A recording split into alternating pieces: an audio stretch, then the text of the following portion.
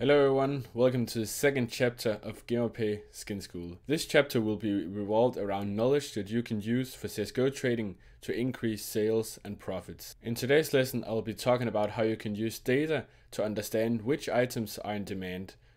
To start out, I would like to show you the analytics page that we have on GamerPay, which will give you a great insight into what skins are in high demand. If you scroll down to where it says supply and demand, you get access to a lot of very useful data. If we start from the top, you can see here that you can select the time frame that you want your data from. You're also able to select the type of skin if you're looking to only see the data for knives, gloves, pistols or SMGs or a specific weapon. You can also select the wear, such as factory new, minimal wear, battle scarred, or you can select the price that you want to see data from. And you're also able to look up a specific skin if you only want the data for one item. But if you want to see which items are in high demand, there are a few factors which I will now be going over. The first factor to look at is the stock factor, meaning how many sales listing GamerPay currently has for that specific item. This is a good indicator of how high of demand the specific skin is in, but it does not give the full image, as the skin would also need to sell a lot for it to be considered in high demand. The second factor, searches, gives you a bit more insight into how high of demand the item is in. This is because it shows how many times other GamerPay users has searched for that specific item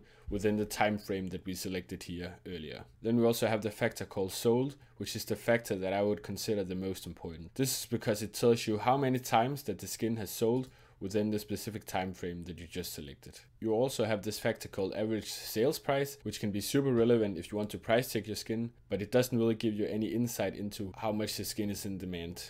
However, if you want to get an idea of the past sales of a specific item, I would recommend that you look up the specific skin on GamerPay, as you can then see what the skin has sold for specifically the past few sales. But most importantly, you have a list here where you can see the wear and the stickers applied to the skins that were sold, as well as the price listed on the right. And then finally, we also have the average sell time for the specific skin. To sum up, I've now decided to search for the AK-47 Slate and look at the different factors.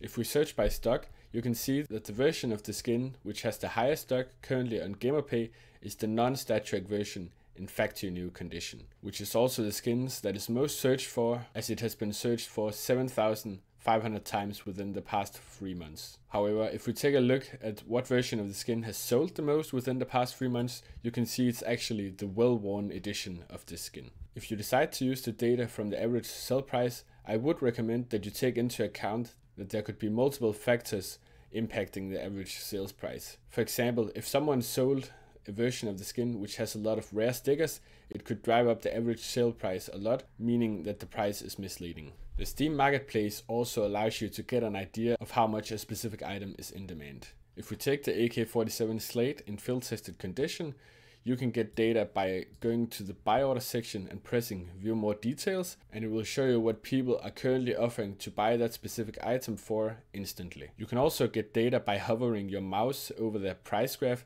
and as you can see here with the AK-47 Slate, it sells between 40 to 200 times an hour, which makes it a very liquid skin. If you want to learn what a liquid or a niche skin is, I would recommend that you watch lesson 2 in the basics chapter, as I'm explaining the difference in depth in that video.